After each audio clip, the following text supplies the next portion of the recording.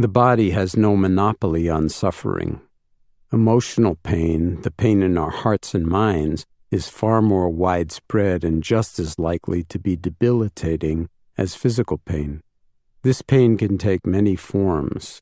There is the suffering of self-condemnation, such as when we blame ourselves for something we did or for something we didn't do, or when we feel unworthy or stupid and lack confidence in ourselves. If we caused other people hurt, we might also experience the pain of guilt, a combination of self-blame and remorse. There is pain in anxiety, worry, fear, and terror. There is pain in loss and grief, humiliation and embarrassment, despair and hopelessness.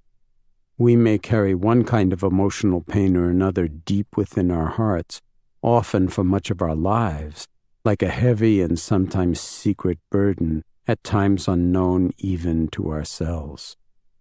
As with physical pain, our emotional pain is also trying to tell us something. It too is a messenger. Feelings have to be acknowledged, at least to ourselves. They have to be encountered and felt in all their force. There is simply no other way through to the other side of them. If we ignore our feelings and emotions, or repress them, or suppress them, or sublimate them, they fester and yield no resolution, no peace. And if we exaggerate them and dramatize them and preoccupy ourselves with their turmoil without any awareness of what we are doing, they also linger on and cause us to become stuck. Even in the tortured throes of grief or anger, in the gnawing remorse of guilt, in the slack tides of sadness and hurt, and in the swells of fear, it's still possible to be mindful, to know that in this moment I am feeling grief, I am feeling anger, I am feeling guilty or sad or hurt or frightened or confused.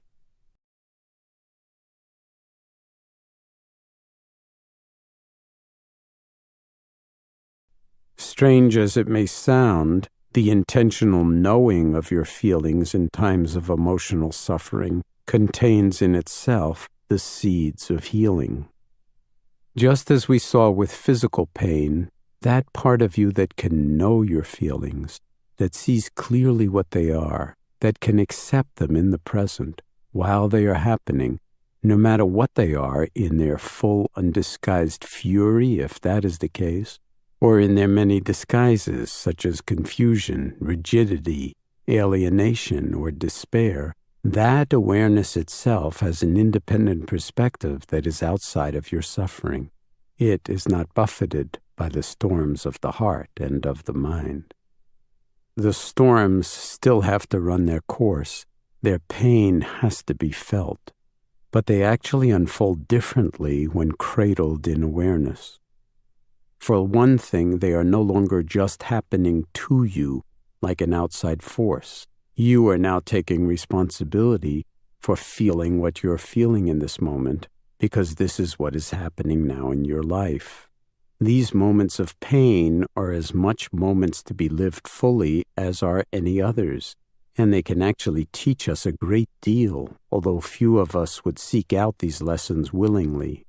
But relating to your pain consciously, as long as it is here anyway, allows you to be a participant with your feelings rather than a victim of them.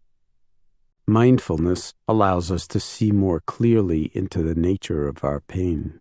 Sometimes it helps us to cut through confusion, hurt feelings, and emotional turmoil caused perhaps by misperceptions or exaggerations and our desire that things be a certain way. When you next find yourself in a period of suffering, try listening for a calm inner voice that might be saying, "Isn't this interesting? Isn't it amazing what a human being can go through? Amazing how much pain and anguish I can feel or create for myself or get bogged down in." In listening for a calm voice within your own heart, within your own pain, you will be reminding yourself to observe the unfolding of your emotions with wise attention, with a degree of non-attachment. You may find yourself wondering how things will finally be resolved, and knowing that you don't know, that you will just have to wait and see. Yet you can be certain that a resolution will come, that what you are experiencing is like the crest of a wave. It can't keep itself up indefinitely. It has to release. And you will know as well that how you handle what is going on at the crest of this wave can influence what the resolution will be. For instance, if in a fit of anger you say or do something that deeply harms another person, you have compounded the suffering of that moment even further and ensured that the resolution will be even further away and perhaps much less to your liking. So in moments of great emotional pain, perhaps you will come to accept not knowing how things will resolve in the present moment, and in that acceptance, begin the process of healing. You may discern within your pain, even as you feel it, that some of it is coming from non-acceptance, from rejecting what has already happened, or what was said or done, from wanting things to be some other way, more to your liking, more under your control. Perhaps you would like another chance. Perhaps you want to turn back the clock and do something differently, or say something you didn't, or take back something you did. Perhaps you are jumping to conclusions without knowing the whole story and feeling hurt unnecessarily because of your own premature reactions to things. There are many ways in which we suffer, but usually they are variations on a few basic patterns. If you are mindful as emotional storms occur, perhaps you will see in yourself an unwillingness to accept things as they already are, whether you like them or not. Perhaps that part of you that does see this has, in one way or another, already come to terms with what has happened or with your situation. Perhaps at the same time, it recognizes that your feelings still need to play themselves out, that they are not ready to accept or to calm down, and that this is all right. Profoundly healing insights may arise if you are willing to look deeply into your own emotional pain as it occurs. One major realization you might come to is the inevitability of change, the direct perception that, whether we like it or not, impermanence is in the very nature of things and relationships.